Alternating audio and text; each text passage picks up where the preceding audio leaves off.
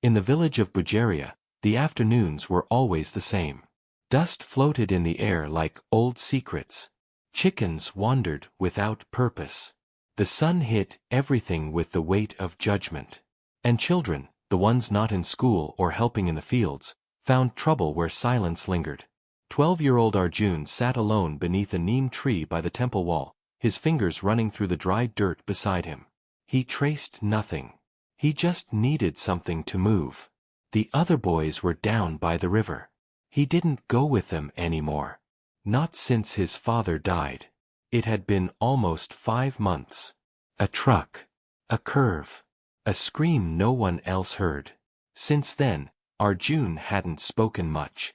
Not because he couldn't, but because no one said anything worth answering. His mother cried softly every night. His uncle drank louder every evening. And Arjun sat still, like a lid over a boiling pot. The pressure inside him never let up. That afternoon, something changed. A flicker of movement caught his eye from the top of the stone steps. A monkey. But not like the playful, thieving kind that screeched across rooftops. This one moved slowly. Limping. Its back leg curled strangely beneath it, dragging slightly with each uneven step. Patches of fur were missing near the shoulder. Its left eye squinted, red and weeping. But it walked with the odd determination of someone who had nothing left to prove. It was heading for the old water trough. Arjun watched in silence as the monkey climbed over the edge of the stone and leaned down, sipping from the rainwater that had gathered after last week's storm. Its breathing was shallow. Its ribs showed. But it drank carefully, without rush. Arjun felt his hand curl around something in the dust. A rock. Smooth. Heavy. He didn't think. Didn't plan. He stood. And threw. The stone flew fast, a whip of motion slicing through air. It struck the monkey on the side of the neck. A sharp sound, not quite a crack, not quite a thud, echoed in the stillness. The monkey tumbled backward, arms flailing, water splashing from the trough's edge. It let out a rasping cry, something between surprise and pain. Then silence. Then scrambling. It disappeared into the bushes behind the temple steps, dragging its leg. Gone. Arjun stood motionless. The rock lay on the ground near the trough, streaked with a single hair. His breath was caught somewhere in his chest. Why had he done it? He didn't know. It wasn't about the monkey. It wasn't even about the limp. It was about the quiet that had grown inside him, heavy and sharp. And now, that quiet had gotten louder. That night, he didn't sleep. He heard the monkeys cry over and over. In the shadows of his room, he imagined it watching him. Not angry. Just disappointed. The next morning, Arjun skipped the meal and walked back to the trough. The dust was disturbed. Small prints still circled the stone. But no sign of the monkey. He waited for 10 minutes. 15. Still nothing. He turned to leave, when a movement from the corner of the wall caught his eye. It was back. The monkey. Same injured leg. Same mangled fur. But now something else. It was holding something. Between its hands, dirty, worn, but unmistakably human, was a small object wrapped in cloth. It limped forward and dropped the bundle just a few feet from Arjun, then backed away without making a sound. Arjun didn't move at first. The monkey sat down, watching him, breathing slowly. No threat. No fear. Just watching. Arjun approached the bundle. Kneeling down, he unwrapped the cloth. Inside was something that made his hands tremble. A small wooden carving of Lord Hanuman, the monkey god, half broken, but still intact. It had belonged to his father. His father had carved it years ago and always kept it in his pocket. After the accident, it had disappeared. Everyone assumed it had been lost at the crash site. Now it sat in Arjun's palm, dusty but real. He looked up. The monkey was gone. That was the moment the silence in him cracked. Just a little. Not enough to flood out. but enough to make him feel something other than the ache. That afternoon, he didn't tell anyone. He hid the carving under his mattress, afraid someone might take it or say it wasn't real. But he returned to the trough again the next day. And the next. No monkey. But he waited. And on the fourth day, it came back. Carrying nothing this time. Just its limp. Its breathing. Its quiet. And it sat beside him. Not close. Not touching. But present. They did this for 3 days. No words. No sound. Just two broken things sitting in the same sun. Until one day, Arjun brought a banana from the kitchen and placed it gently on the ground. He didn't offer it directly. Just set it down. And the monkey, slowly, accepted it. It was only then that Arjun noticed the wound. A deeper gash under the fur, near the ribs. Infected. Red. Not healing. He knew it wouldn't survive much longer like that. He also knew the village would never care enough to help. So he made a choice. He was going to fix what he had broken. Even if no one else believed he could. By the time the monkey finished the banana, Arjun had already made up his mind. He would help it. Somehow. Not because he had to. But because, deep inside, something demanded he try. Like the statue had returned not just to show forgiveness, but to ask for action. That night, he waited until his mother fell asleep. Her room was next to the kitchen, so he moved quietly, careful not to rattle the tin pots or creak the old wooden floor. He stole 2 things. A handful of turmeric powder and cotton balls from the spice rack. His uncle's half-used bottle of rubbing alcohol, buried behind an old sewing kit. He'd seen his mother clean wounds with both. If it worked on people, maybe it would work on a monkey. He wrapped the supplies in cloth, tucked them into his shirt, and left through the back gate under the moonlight. The monkey was already there, curled beside the water trough like a shadow made of bone and dust. It didn't flinch when Arjun approached. Didn't growl. Didn't move. Just watched. Maybe it had been waiting too. "I want to help," Arjun whispered. "Okay." He crouched slowly, setting the bundle beside him. The monkey shifted slightly, pulling its side away. The wound was worse than he remembered. Swollen. Red. Flies buzzing. Arjun reached into the cloth and pulled out the cotton and alcohol. "I'll be gentle," he said. "I promise." His hands trembled. He poured a bit of alcohol on the cotton and reached forward, heartbeat racing. The monkey bared its teeth. Not in threat. In pain. But it didn't run. Arjun dabbed the edge of the wound. The monkey let out a sharp cry, but didn't strike. Just tightened its fingers against the ground. Arjun paused. "I know it hurts," he whispered. "It's supposed to." He cleaned slowly, working around the deepest part. Then he took a pinch of turmeric and pressed it gently into the raw flesh. The monkey twitched, let out a long breath, and dropped its head. Arjun sat back, wiped sweat from his forehead, and waited. He didn't know if it was enough. But it was a start. For the next 6 days, Arjun returned each night. Sometimes the monkey was already there. Sometimes it appeared minutes later. Each time, it let him clean the wound a little more. Each time, it winced less. He began bringing food too, fruits, old rotis, even water from a clean jug. It never begged. Never reached out first. But it always accepted. Silently. Like it understood that this was penance. Then came the 7th day. The day everything changed. That morning, Arjun's uncle stumbled into the yard, angry and half-drunk before breakfast. His goat had vanished during the night.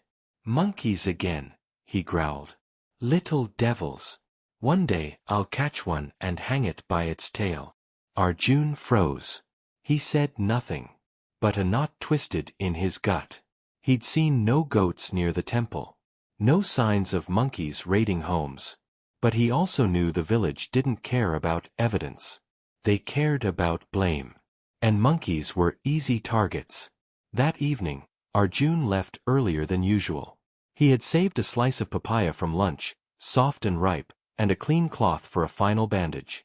When he arrived at the trough, he found the monkey waiting, but restless. It looked over its shoulder more than usual. Its breathing was quicker. It sensed something. So did Arjun. He crouched low and unwrapped the fruit. The monkey sniffed, took the slice, and sat a few feet away to eat. But just as it began chewing, a shout echoed from the temple path. There it is. Flashlight beams slashed through the trees. Footsteps. Arjun spun around. 3 men. His uncle. 2 neighbors. All carrying sticks. Monkey thief, one yelled. That's the one from the goat pen. No. Arjun cried, standing between them and the animal.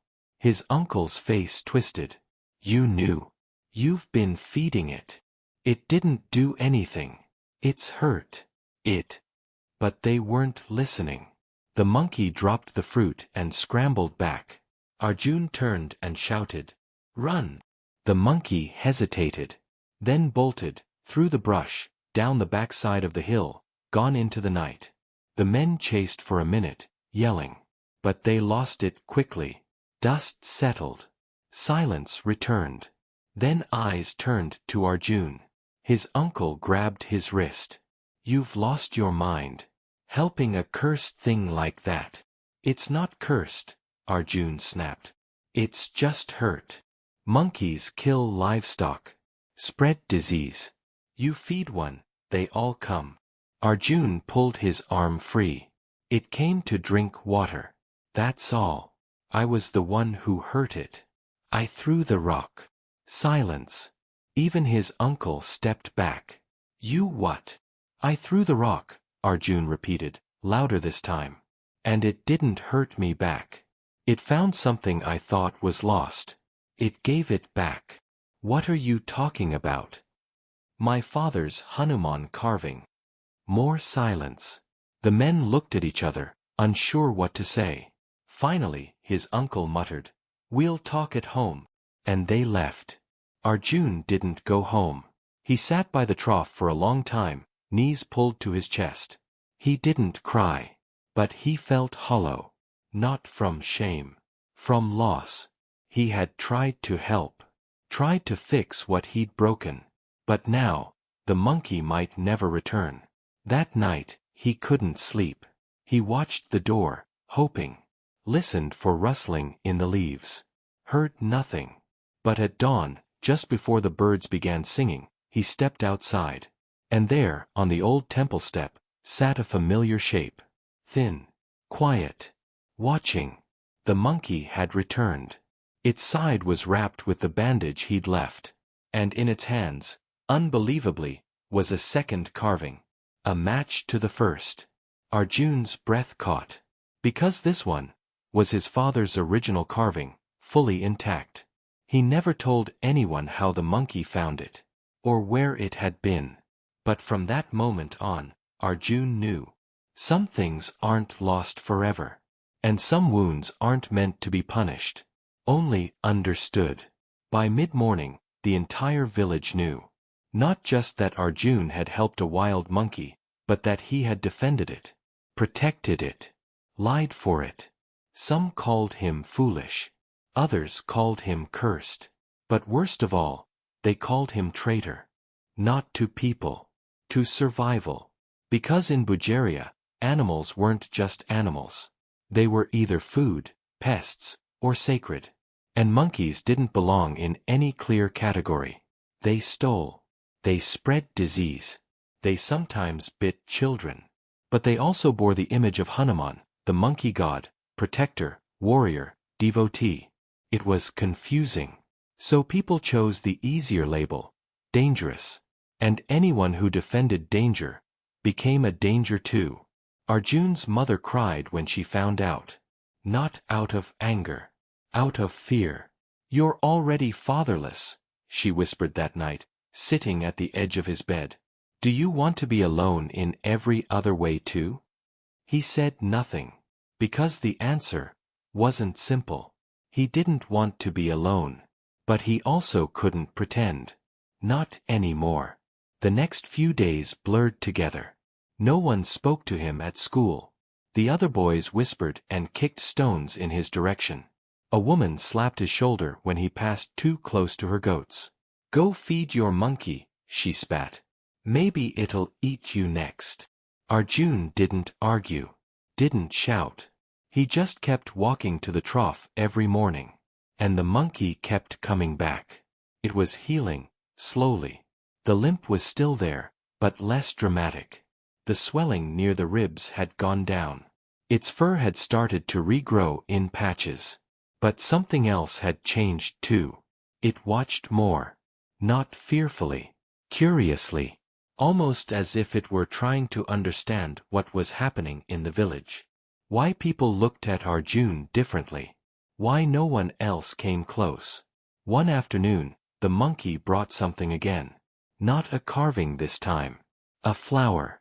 Small. Wilted. Pulled from the edge of the temple garden. It set it near Arjun's feet and walked away, slow and calm. And Arjun knew. This wasn't a wild thing. This wasn't an animal without thought. It was something else entirely. But the village wouldn't see it. Because that evening, a baby goat vanished again. And this time, they didn't hesitate. "We must trap it," the headman declared. "Before someone gets hurt." "But we don't even know," Arjun began. "It's the monkey," another man said. "Always at the same place. Same time. Same story. You can't just blame it." "Enough," snapped the headman. "We'll build a cage. Tonight." That night, Arjun couldn't sleep. The monkey hadn't returned since the flower. And something told him it had felt the shift. The trap was already being built. Bamboo slats. Chicken wire. A baited trigger. Placed exactly by the water trough. By dawn, it would be too late. So he made his decision. He would warn the monkey. He crept out again, barefoot this time, quieter than ever. The streets were empty. The dogs asleep. The sky was turning silver blue. And when he reached the trough, his breath caught. The monkey was already there. Sitting on top of the cage. As if it knew. It looked at him. Then at the trap. Then back again. And it did something that froze him. It reached down. And opened the cage door. Not with confusion. With precision. It understood. It knew the cage wasn't food. It knew what it was for. And yet, it stayed. Arjun stepped forward. "You shouldn't be here," he whispered. "They'll come. They'll see." The monkey tilted its head. Its eyes, now clear, sharp, held a question. Not, "Am I safe?" but, "Are you?" And that's when the shouting began. They had followed him. 3 men. One with a rope. Another with a long stick. They stormed into the clearing, eyes wide with anger and purpose. "There it is. It's his pet. I told you." Arjun moved fast. He stepped between them and the cage. "Stop," he yelled. "It hasn't done anything. It's stealing. It's causing trouble. Move." "No. It understands. It's not wild like you think. Move, boy." But he didn't. And that's when one of them raised the stick, not at the monkey, but at Arjun. The blow never landed. Because before it could, the monkey leapt. From the cage. Over Arjun's shoulder. And bit the man's wrist. Sharp. Fast. Just enough to make him drop the stick and stumble back with a cry. The others moved in panic. But the monkey didn't attack again. It stood beside Arjun, tense, defensive, watching. Protecting. And for a full 5 seconds, no one spoke. Because they all saw it. The animal didn't run. It didn't vanish into trees. It chose to stay. Chose to defend the very boy who once hurt it. And something in the crowd cracked. Did it just protect him? It could have escaped. But it didn't. Arjun stepped forward slowly and placed a hand on the monkey's shoulder. It relaxed. Still watching the men. Still ready to run. But trusting. Totally. And one by one, the sticks lowered. That evening, the village met again. Not to punish, but to decide. And this time, voices were softer. Even the headman, once so sure, said little. The boy had thrown a rock. The monkey had brought back a sacred carving. The boy had risked himself. The monkey had defended him. And no one could explain it. But everyone felt it. So they agreed, no more traps. If the monkey wanted to visit, it would be left alone. From that day on, the trough remained its spot. Children began leaving fruit. Women refilled the water. One man carved a second statue of Hanuman and placed it at the corner of the clearing. Not to worship, to remember. And Arjun? He sat there every evening. Not as an outcast, but as the boy who changed everything. Years passed. The neem tree by the temple grew broader. Its shadow stretched longer. The water trough crumbled at the edges but never dried up. And Arjun grew taller. The boy who once threw a rock became the boy who sat with books, then the teen who helped in the clinic, and eventually, the young man who asked more questions than anyone in the village had answers for. But even as he changed, one thing stayed the same. Every evening, just before sunset, the monkey came. Limping less now. Older. Slower. But always there. Always arriving. Always sitting nearby. Not begging. Not watching. Just being. They never named him. Arjun thought about it once, years earlier. But something felt wrong about calling him anything other than what he was. Not a pet. Not a miracle. Not a symbol. Just a presence. By the time Arjun turned 16, the monkey had stopped climbing trees. It rested more. Ate slower. Its fur grayed around the muzzle. But its eyes remained bright. That same curious sharpness that had stared him down the night he stood between it and the cage. And still, each evening, they sat side by side. Sometimes with food. Sometimes with silence. Sometimes with nothing but the warmth of company. Then came the fire. Not a big one.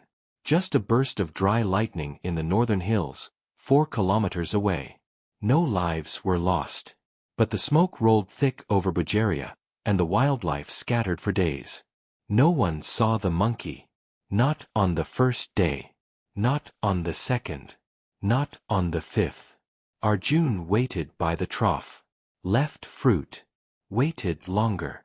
Still nothing. And for the first time in years, he began to feel that old, aching silence return. The silence from before. The silence inside. He told himself the monkey had found new trees, better food, thicker branches. But he didn't believe it. And when 2 weeks passed, he knew. The monkey wasn't coming back. He sat alone by the trough that evening, dusk curling in like a tired fog. He didn't cry. He just felt smaller. Like the boy beneath the neem tree again. Lost. Hollow. Reaching for something he couldn't explain. He looked up at the tree. At the stone wall.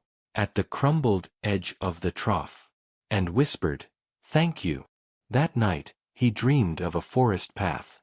A soft one, filled with light. He walked barefoot, and beside him limped a shadow, tall, slow, calm. No pain in its stride. Just memory. Spring came. Arjun finished school. He applied for a wildlife program in the city, not just to learn about animals, but to understand why some choose trust, even when they have every reason not to. The acceptance letter arrived on a Tuesday. He was to leave in 2 weeks. The night before his departure, Arjun walked through the village one last time. The trough still stood. The Hanuman statue still leaned slightly sideways. The neem tree now touched the temple roof. He sat down beneath it, just like always. And when he stood to go, he saw something. On the stone step. A bundle of cloth. Not new. Weathered. Familiar. His heart began to race. He stepped closer. Kneeling down, he opened it carefully. Inside was a small bracelet of woven grass and thread, decorated with 2 bright yellow flower petals, fresh, as if placed just hours ago. And underneath it, a thin, polished stone carving. Not of Hanuman. Of a boy. Sitting cross-legged. Holding out his hand. He stared at it for a long time. Then looked up toward the trees. No sound. No movement. But he didn't need to see. He knew. Somehow, he knew. He carried the bundle back to his house, placed it inside his satchel with the other 2 carvings, the broken one and the restored one, and zipped the bag gently. The next morning, he boarded the bus. He didn't say goodbye to the monkey, because he knew that kind of goodbye wasn't needed. What they had wasn't a chapter. It was a quiet promise. Years later, when Arjun returned to the village as a conservationist, some of the children asked him about the carvings he kept on his desk. "Who made them?" one girl asked. "Someone who taught me how to listen," he said. "To who?" He smiled. "To the ones who never speak, but always understand." That evening, a young boy walked to the old trough. The sun had almost set, and on the edge of the stone, beside a flower someone had left, he found a small, rounded rock. Smooth. Heavy. He picked it up. And for some reason, he didn't throw it. He just held it. And looked toward the trees. As if waiting for something he didn't yet understand.